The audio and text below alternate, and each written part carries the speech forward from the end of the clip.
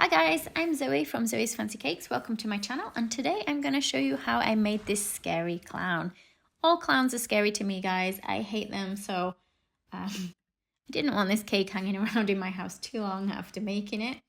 Now, I did ask you guys which kind of clown you wanted me to make, and there was quite a mix of answers between Krusty the Clown, Pennywise and Ronald McDonald, that all to be made into a scary version. And actually I kind of ended up just doing my own thing with this one. But keep your eyes peeled because there is a Krusty the Clown video coming soon as well. Is anyone else afraid of clowns? I think a lot of people have a fear of clowns, guys. I don't think it's just me. And I don't know where the fear comes from, but I hate them. So I'm actually using a 10-inch cake for this one. And I'm just using 2 layers, a bit of red buttercream in the middle. And I did use the red colour mill for dyeing this, so I'll put links below to what I have actually used.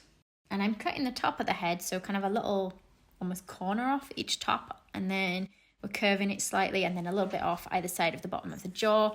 Keep hold of your offcuts because we can then build up the rest of the cake with that. So if you're doing your own version of a scary clown, you could change the shape of the face. I'm not going for kind of a realistic human face shape. And I'm trying to get like plenty of the top of the mouth and leave a bit of an opening, and then building up kind of the chin area. At the moment, it looks more like one of my cakes when I do like a cartoon animal face than a clown, I think, maybe. Kind of reminds me a bit of, is it Killer Clowns from Outer Space? Maybe I've got that wrong, I'm not sure. I did see those at Universal at one of their Fright Nights? Is it called Fright Nights at Universal? You guys can tell me in the comments below. I know I get everything wrong when I'm telling you guys what things are called. So I'm covering the whole thing in red buttercream, and I'm giving it a little bit of a smooth off with a flexible smoother. To be honest, it doesn't need a huge smoothing down this one because I don't want it to have a nice smooth face or a nice complexion. I'm going to cover the whole thing in white fondant.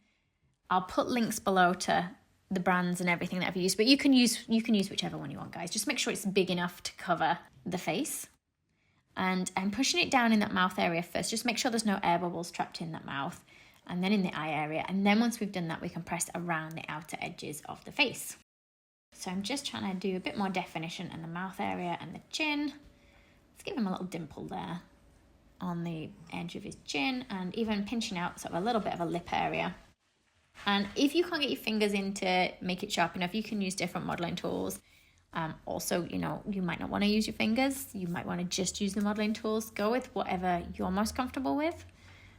These ones I just give away, these cakes, so usually my dad eats them. So we've pressed in a little lip bit, and then I've put in like another layer that's going to be the gums, and I'm kind of poking underneath where I want the teeth to go, and then almost a bit of an indentation in the gum, but between where each tooth will sit. Hopefully that will make a sense in a minute when we put the teeth in. And then let's press down from below the nose area. He doesn't have a nose at the moment, but from that area down to the cupid's bow on the lip. Let's give him some eye bags and some lines. Now the eyes, I've just got chocolate eyes. Now I did film another clip, guys, showing you how to do them, but I haven't had a chance to sort that one out yet. So that will come in a future video. But you could use white balls of fondant, whatever you want really for the eyes. But these are actually chocolate filled with ganache and Rice Krispie pearls, these eyes that I'm going to use. So I'm going to put wrinkles in around the mouth and the forehead. So on the mouth, we're kind of doing them upwards.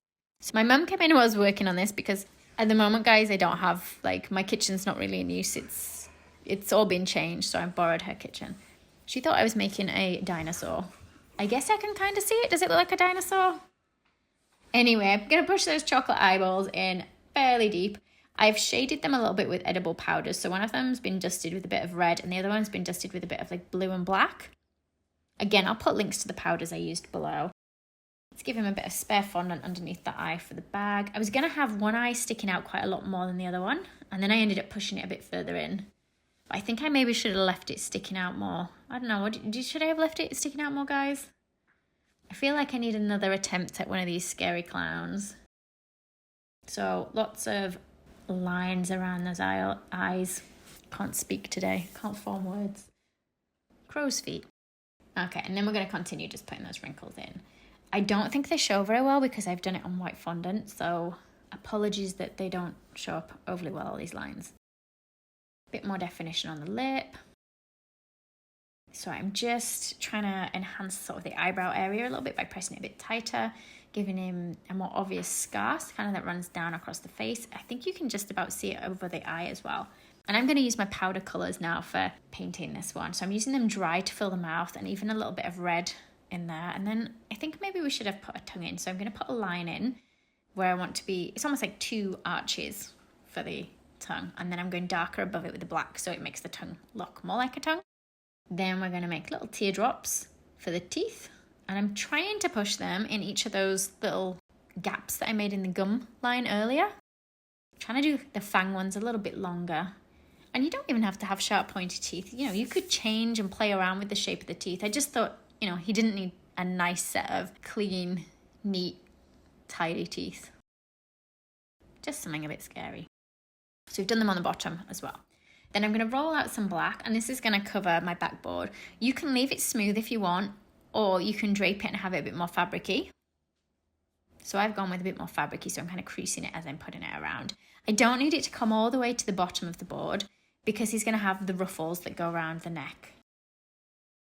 So let's roll nice and thin some of the white fondant, and then we're going to concertina it, and that's going to create the ruffles. So the first set I've not pushed all the way up to the face. We're keeping them fairly down near the bottom. It's quite soft at first with it being fondant, so you might find it keeps flopping down, so you might have to keep lifting it a little bit. We're going to do the same thing, so kind of folding it, concertina in it, putting a second layer on, and just lift it so it's a little bit higher than that first layer. You can put more layers on. You can put as many layers on as you want, guys, but I'm going to leave it with just the 2. I'm just going to darken it a little bit with a bit of that black powder. I want everything to look a little bit mucky. We don't want things to look nice and clean on this one. I want to yellow up the teeth. Now, I haven't got any yellow powder here with me, but you can obviously use like a yellow powder. So I'm going to use a yellow pen because I've got one of those to hand. It's an edible pen, guys. And then I can just sort of water it down a little bit and blend it out if the lines are too obvious in yellow. Now, I'm really watering down the black powder now. I'm using the Rejuvenator Spirit, and I'm trying to just paint it so it runs into all those creases and wrinkles that we've put on our clown's face, just to make them stand out a little bit more, because I know you can't see them very well on the video with it being white. I think the black makes him look a little bit scarier, like how it's really transparent. It just kind of, it makes him look a bit dirtier, doesn't it? And then let's paint some on the gums as well. So I am going to put a bit more red on the gums as well, but I'm just darkening it a little bit first. There we go. So my red I've actually mixed with a little bit of white to create a slightly more pinky colour. We maybe could have a little bit of the red on the teeth as well, so that he looks like he's just been feeding on something or someone.